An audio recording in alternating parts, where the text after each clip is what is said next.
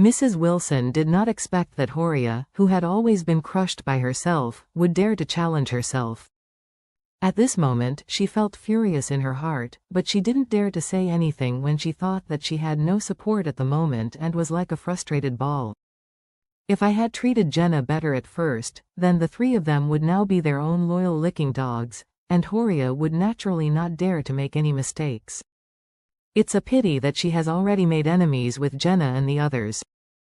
If she offends Horia at this time, she really can't find half a helper. So she could only say angrily, "I don't want to quarrel with you, let's take Noah back to the room, and then move Harold in." Noah was almost crying, and choked up. "Mom, you still remember me, I can't hold it anymore." Mrs. Wilson hurriedly said, "Wendy, Horia, please take Noah back to the room and let him rest." The two struggled to lift Noah to the elevator. Wendy couldn't help but said to Jenna, "Can't you three come over and help? Just watch it like this."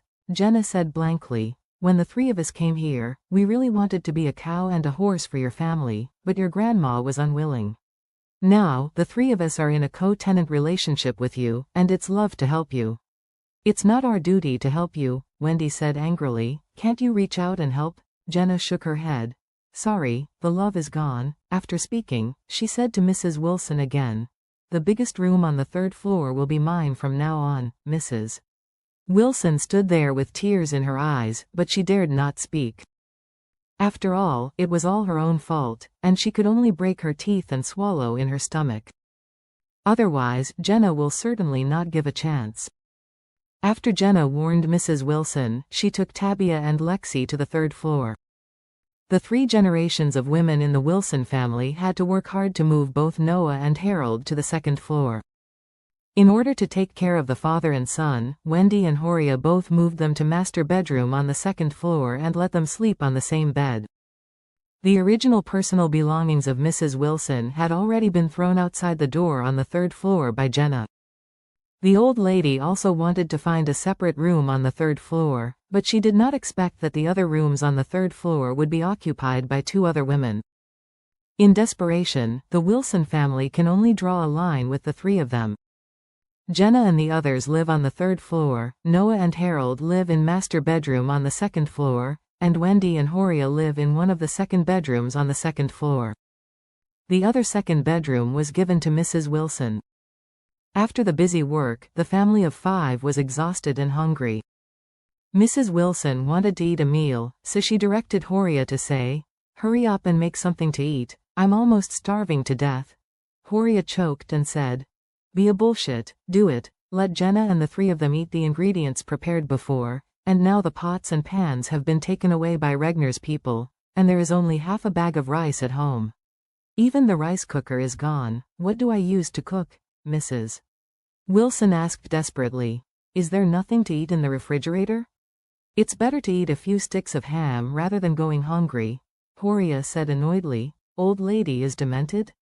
Even the refrigerator is dragged away. Where can I get you the ham sausage? How about you give me the money and I go out to buy it for you?" Only then did Mrs. Wilson remember that Regnar's people had already moved the refrigerator out. In other words, in this villa now she cannot even find a bite. Harold was aggrieved at this time and cried, "Mom, I'm so hungry, I haven't eaten a bite since I went out."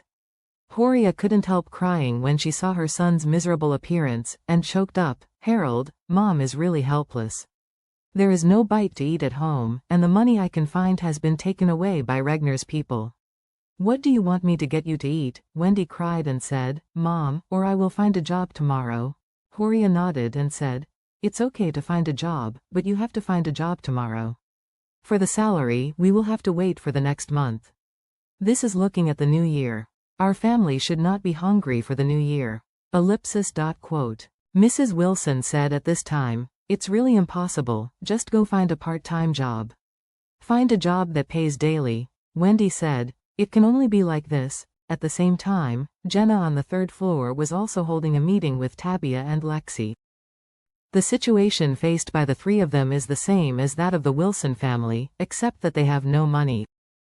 Therefore, Jenna said to the 2 of them, "It is a blessing that we can live in this big villa now. As for the meal, I think we have to figure out a solution by ourselves. Lexi hurriedly said, Sister Jenna, what do you think we should do? The Chinese New Year is only 2 days away, so we have to prepare a little bit. Not to mention the big fish and the meat, at least make dumplings for dinner, right? Jenna said, this is actually simple. I know a few cleaning companies that specialize in cleaning homes. There we can make about 20 an hour.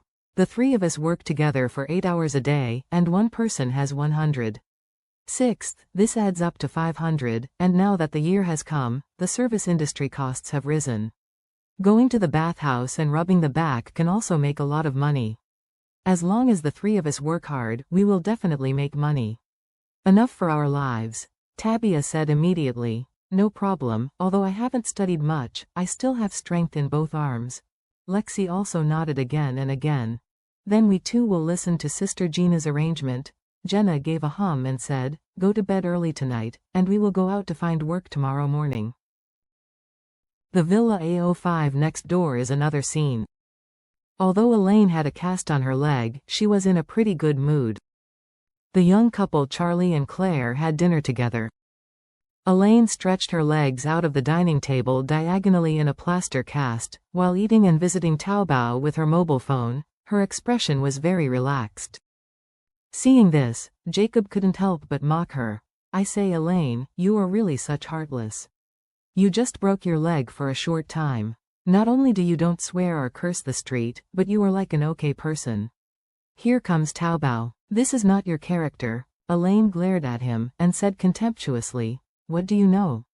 I am different now. I have learned how to counsel myself. Charlie was very curious and asked, Mom, can you tell me, how do you do psychological counseling? Elaine waved her hand. Hurt. Isn't it easy? You think, my good son-in-law, if I sit here and think about my leg, then I must be more uncomfortable the more I think about it, and the more uncomfortable the more I think about it. If I'm so angry that this leg won't return to nature, don't you think? Charlie nodded. This is indeed the truth. Elaine chuckled and said, so, I don't think about it that way, and I don't think about my legs. I just miss that Roxa. Charlie was dumb for a while. Roxa? Isn't that his Aunt Cynthia?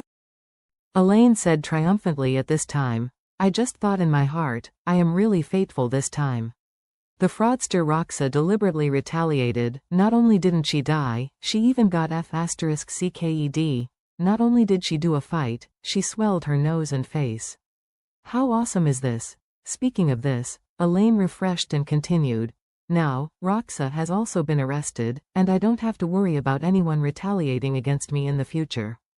Can you say I can be upset? Claire asked in surprise. Mom, who is Roxa? Is it a member of MLM organization? Elaine realized that she had missed her mouth and nodded hurriedly. Yes, that's right. Roxa is the boss of that MLM organization. Heinous bastard.